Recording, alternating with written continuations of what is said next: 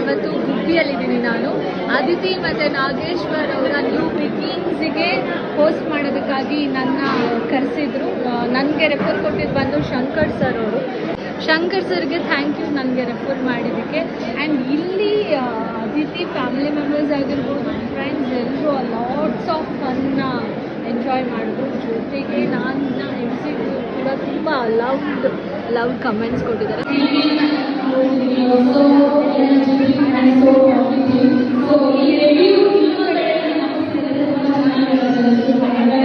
ಅಪ್ಪ ಅಮ್ಮ ಪ್ಲ್ಯಾನ್ ಮಾಡಿರೋದು ಆಗಲಿ, ಲೈಕ್ ಇನ್ ಡೀಟೇಲ್ ಅವ್ರ ಪ್ಲ್ಯಾನಿಂಗ್ ಆಗಲಿ, ಹುಡುಗ ಮಗ ಎಲ್ಲನೂ ನೀಟಾಗಿ ಮಾಡಿದ್ದಾರೆ. ತುಂಬ ಚೆನ್ನಾಗಿತ್ತು.